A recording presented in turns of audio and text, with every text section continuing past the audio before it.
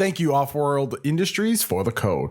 Starship Troopers is a movie that holds a special place in the hearts of many growing up in the late 90s. It is the story of Johnny Rico and his friends as they serve the United Citizen Federation military. As the UCF explores and colonizes outer space, they come into conflict with arachnids. It is a star-studded cast that was one of the coolest action movies of the late 90s. The franchise also spawned a few video games, but none of them garnered critical acclaim, with 2022 Starship Troopers Terran Command leading the pack on Metacritic with a score of 70. Starship Troopers Extermination looks to buck the trend by giving fans of the movie what they want, a first-person shooter that lets you go bug blasting. My name is Pizzelle566 for 3 Dads on a Console, and this is my look at Starship Troopers Extermination on PC.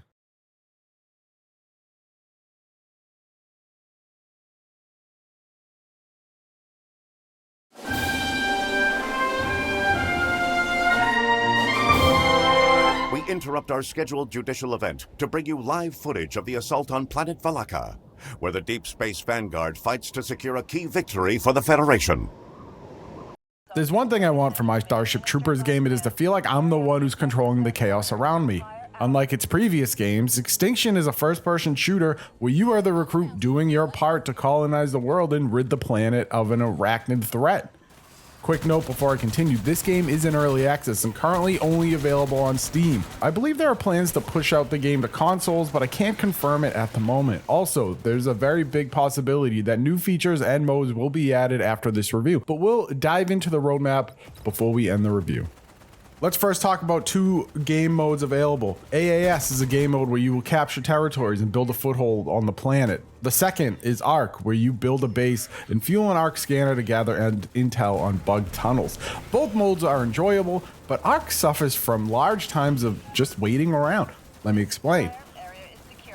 In ARC, you're filling up yellow and blue canisters to deliver to your base before the ARC drops. The blue canisters will fill up your building resources, while the yellow will trigger a bug horde and get the mission started again. Most of the time, there are 2 stations for each canister color, which is great because they have quite the long cooldown, but occasionally, only one will spawn. This leaves time where you're just standing around. The base aspect of the game was a surprise, and it's fine. You won't be upgrading your base walls or anything. It is build and then repair once the bugs start coming after you or your arc, and rinse and repeat. Repair, repair, repair, shoot, shoot, shoot, repair, repair, repair. The lack of the modes is underwhelming, but the roadmap promises a horde mode, which should bring a lot of variety to the mix. Still, the standing around while waiting for canisters to refill without any enemies to deal with is incredibly boring. That word is such a horrible thing to say about a game too, right? But this downtime can be a long slog. And I've, on my second or third monitor, have put up YouTube videos and just waited because there is nothing else to do while you're waiting for a cooldown without any enemies. Offworld, cut that cooldown in half, baby. What are you doing? Outside of this particular section, though, the action is almost non-stop. Once you complete your mission, either in failure or success, it is time to extract, and this is where the game is at its best. The moment that drop ship touches the ground, you're off on a mad dash toward it, and a whole host of bugs are trying to come up from the ground and stop you. And let me tell you, it is chaos incarnate. You are looking at 12 to 16 troopers running towards a pair of drop ships as bugs are just ripping up from the ground. You have machine gun bugs shooting at you, tiger bugs running at you. It is truly something to behold. There are currently 3 classes for you to choose from: Hunter, Heavy, and Support. Each class has an XP track that will reward you with cool upgrades. Some of those, like Support's extra quick building tool, are excellent and allows you to do something other than shooting bugs, if that's what you care about. Ultimately, though, this game is still in early access, and Offworld Industries has already shown a roadmap that includes 5 phases. We're currently in phase 2, which has just put in mutators that I haven't even touched yet. There is the horde mode that's coming, and ultimately we are going to go through 5 phases of updates.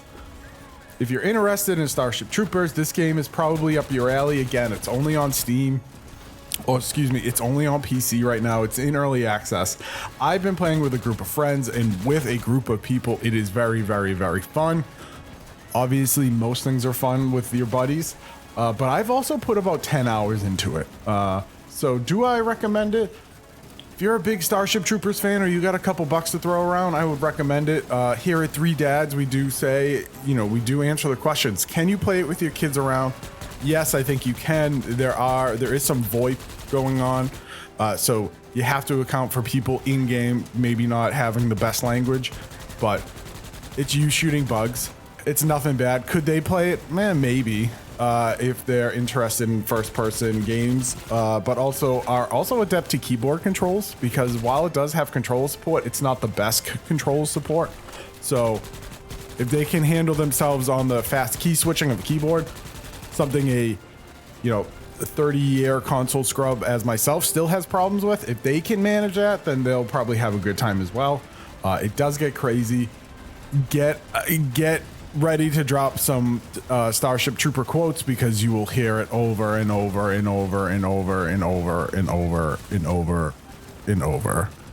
But ultimately, I have enjoyed myself with Starship Troopers. I have streamed it a few times on my Twitch channel. It's a fun game. It's a fun, chaotic game.